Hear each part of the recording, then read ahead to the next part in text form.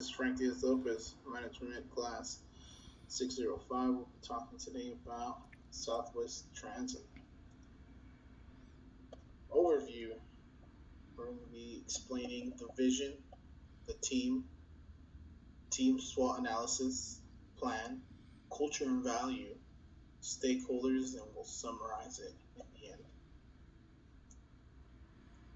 To kick us off, we talk about the team, Natalie and Michael. My first pick is Natalie. Being with a company for 2 years, a positive attitude, and a vision of entrepreneurship in the future, with an engaging conversation that could be developed to coaching and teach, will play a huge role on how the project is made. Being able to work well with a team avoids gossip would be a great fit for my team because of the amount of feedback that can be given. If something is wrong, we can identify it, root cause it, and create a process using a program decision moving forward. With this project being competitive, it is the right culture for her to showcase her skills and talents.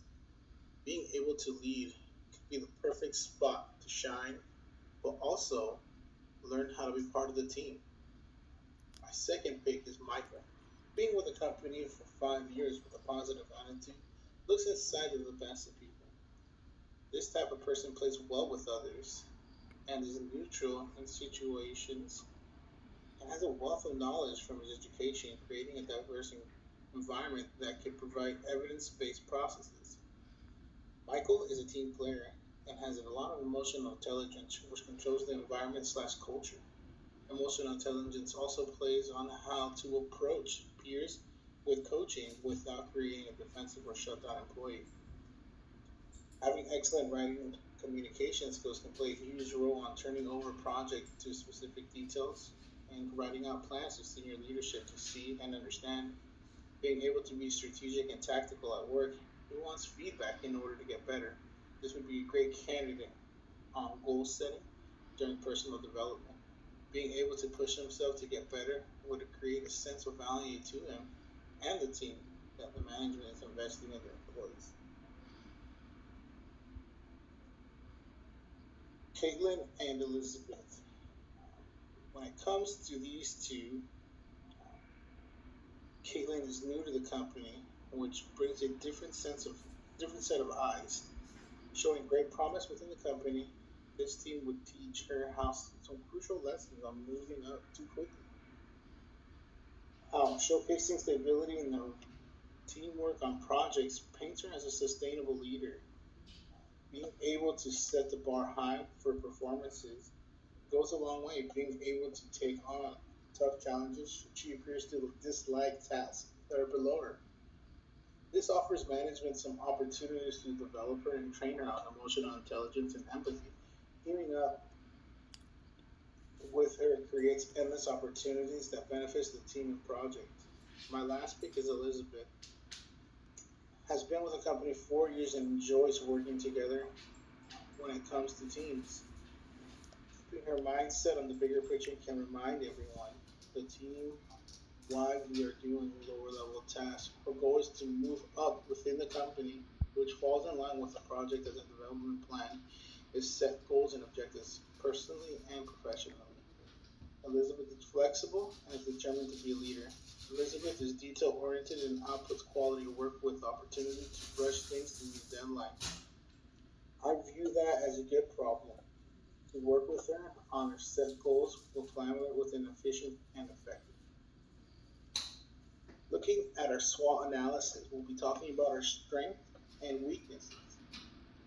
So, looking at it, we see diversity, experience, strong leadership, senior leadership support, and strong brand on our strength. Weakness, we have never worked together, loss of profits due to competition, and long hours. Strengths are clear from having a diverse team, being able to get different perspectives and feedback to help innovate new revenue driving processes. Having a strong leadership with a process helps keep everyone engaged with daily tasks to reach the team goal. Being able to have the support from senior leadership is crucial because it showcases how valuable we are on getting the job done. Having a strong brand of low fares with excellent customer service helps our loyal customers stay with us by providing excellent customer service. experience. Excuse me.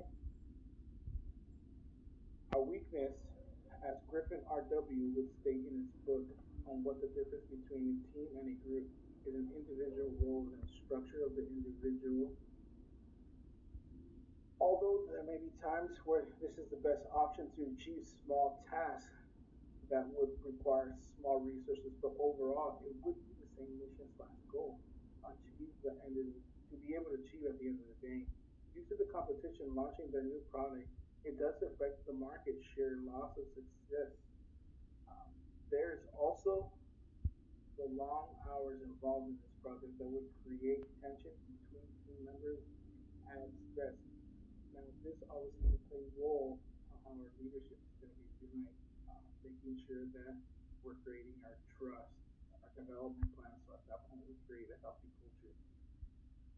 Moving on to the second part of the SWOT analysis of your weaknesses, which is the new market plan.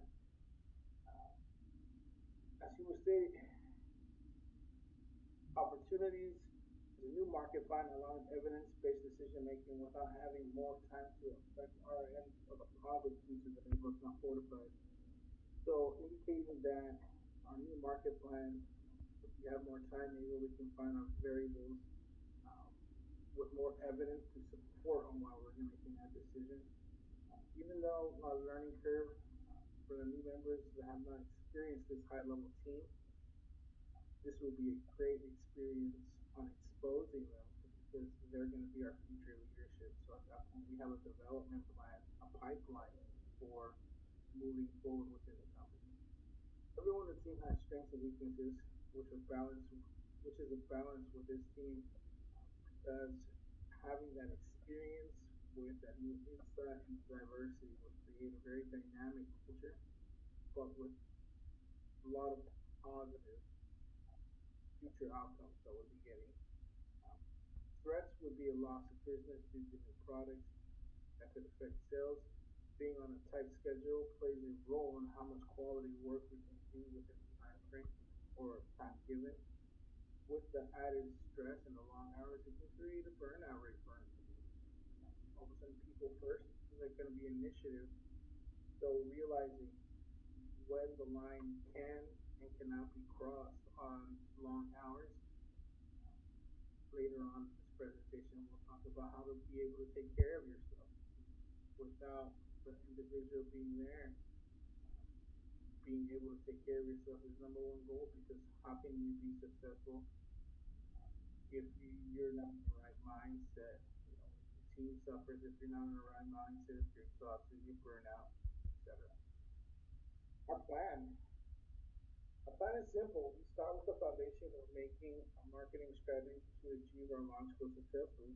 Creating deadlines, asking why and how, open-ended questions will create clear communication, which will allow engagement with the team.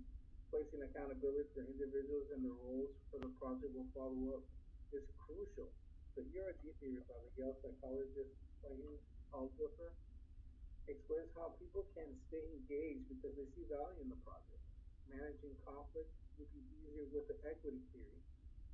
This was laid out because it was given a setting of equality among the team. From my personal experience, a lot has to do with the setting, being able to sit down, not standing, towering over the other individual, having a low playing or an equal playing field. So at that point, everyone can understand the why and the ifs, and if they have any more questions, so we can actually address them there. So one of the things I've realized in the past is how to manage some conflicts like that. What's our plan? What are we going to do? All of a sudden, being able to rely on your team is going to be a huge part.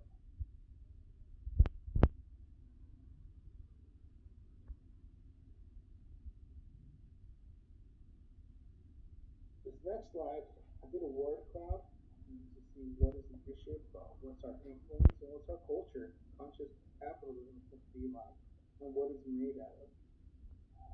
It embodies conscious capitalism by treating people like humans. This is a demanding project. But once we lose focus on our human capabilities, people lose trust. Being able to have trust from each other, which would be one of the first things that we would do on team building, this helps because being able to have a professional relationship with trust goes a long way. As Barry Chapman explained, that viewing people as functions is the wrong approach because it creates a person less valuable instead of being the precious person they are. As a leader, we have to be able to trust our employees instead of micromanaging because our time is valuable and to have ultimately have time to take care of ourselves during Raj's speech.